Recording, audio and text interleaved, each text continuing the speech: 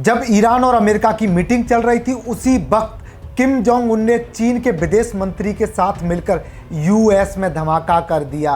Kim Jong उनको पता था कि ये जो पाकिस्तानी देश है भिखारी, ये समझौता नहीं करा पाएगा, ईरान और अमेरिका का समझौता नहीं होगा, जेडी वेंस को खाली हाथ वापस जाना पड़ेगा। और इन्हीं चीज़ों का फ़ायदा उठाकर किम जोंग उन ने उत्तर कोरिया में चीनी विदेश मंत्री के साथ जो कुछ किया है, अब उसे लेकर इजराइल और अमेरिका दोनों देश दहशत में आ गए हैं। किम जोंग जो है इस समय अब तीसरे मोर्चे पर कुछ बड़ा स्टार्ट करने वाले हैं। दोस्तों जय हिंद, नमस्कार, मेरा नाम है संदीप और आप देख रहे हैं अपना Uttar Pradesh. Kim Jong Un और चीनी विदेश मंत्री ने इस समय मुलाकात की है। इस मुलाकात में क्या कुछ हुआ है, क्या धमाका अमेरिका में हुआ है और इस मीटिंग से दुनिया पर क्या फ़र्क पड़ेगा, युद्ध पर क्या फ़र्क पड़ेगा और उत्तर कोरिया अब क्या करने वाला है। उधर पाकिस्तान में अमेरिका ईरान खेल रहे थे मीटिंग। इधर चीन के साथ मिलकर सनकी किम जोंग उन ने कर दिया यूएस इजराइल में धमाका। पाकिस्तान की हो गई मिट्टी खराब, नहीं हुआ अमेरिका ईरान का समझौता, गुस्से में लौट गए जेडी वेंस।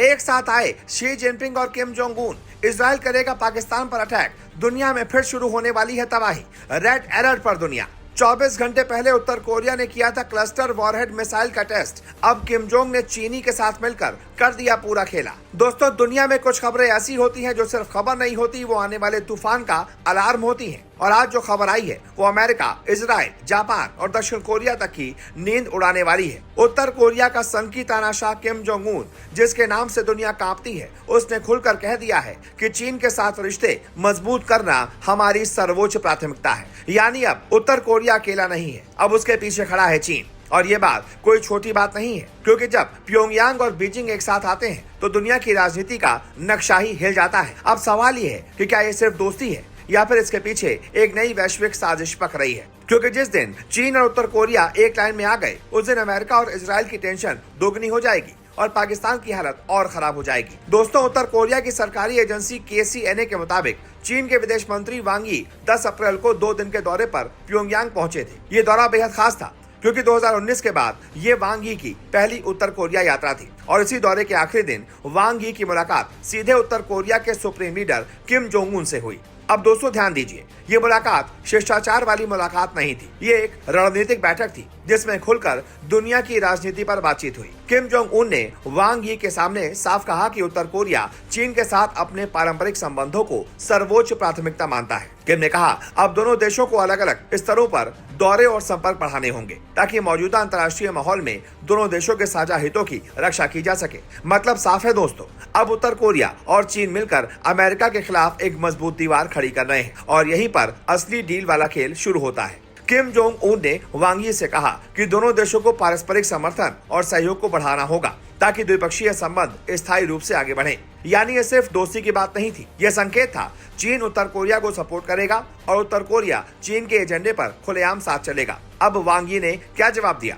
वांग यी ने साफ कहा है कि चीन उत्तर कोरिया के साथ संबंधों को आगे बढ़ाने में पूरी सद्भावना रखता है और उसने ये भी कहा कि पिछले सितंबर बीजिंग में शी जिनपिंग और किम जोंग उन की मुलाकात के बाद दोनों देशों के रिश्ते नए चरण में प्रवेश कर चुके हैं। दोस्तों नया चरण शब्द सुनने में हल्का लगता है, लेकिन राजनीति में इसका मतलब होता है अब खेल खुलकर होगा। यानी अब चीन उत्तर कोरिया को आर्थिक, कूटनीतिक और रणनीतिक सपोर्ट देगा और बदले में उत्तर कोरिया अमेरिका को मिसाइलों से डराता रहेगा। अब इस खबर को सिर्फ चीन उत्तर कोरिया की दोस्ती मत समझिए, ये एक सीधा संदेश है अमेरिका और इजराइल के लिए, क्योंकि जैसे ही दुनिया में तनाव बढ़ता है चीन तुरंत अपने पुराने मोहरों को एक्टिव कर देता है और उत्तर कोरिया इस खेल का सबसे खतरनाक मोहरा है। किम जोंग उन ने यहाँ तक कह दिया कि उत्तर कोरिया वन चाइना पॉलिसी को पूरी तरह सपोर्ट करेगा। मतलब साफ है, ताइवान पर चीन जो कब्जे की तैयारी कर रहा है उसमें उत्तर कोरिया खुलकर चीन के साथ खड़ा रहेगा। अब सोचिए, अमेरिका पहले ही रूस यूक्रेन में उलझा हुआ है, मिडिल ईस्ट में इजराइल के साथ उसका फ्रंट गर्म है और अब एशिया में चीन उत्तर कोरिया की नई जोड़ी। ये वही रणनीति है जिसे दुनिया कहती है दो तरफा दबाव की रणनीति। और दोस्तों इजराइल के लिए भी यह खबर टेंशन वाली है, क्योंकि इजराइल पहले ही कई मोर्चों पर लड़ रहा है और अगर चीन उत्तर कोरिया का नेटवर्क मजबूत होता है तो हथियारों की सप्लाई और बढ़ सकती है। लेकिन दोस्तों सबसे ज्यादा खराब हालत किसकी होने वाली है? ये होने वाली है पाकिस्तान की, क्योंकि पाकिस्तान पहले ही कर्ज में डूबा पड़ा है, IMF की भीख पर चल रहा है और जनता भूख और महंगाई से मर रही है। ऊपर से पाकिस्तान चीन का गुलाम बन चुका है। CPEC के नाम पर चीन ने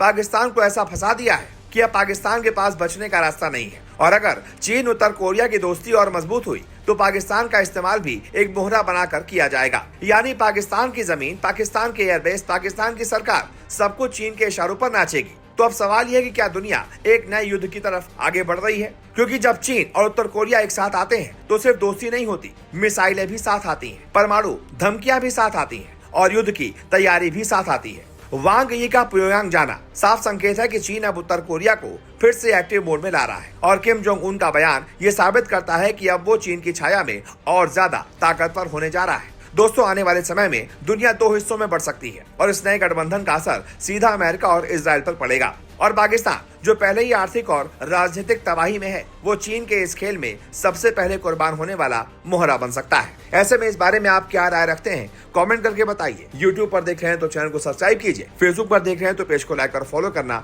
बिल्कुल भी मत भूलिएगा।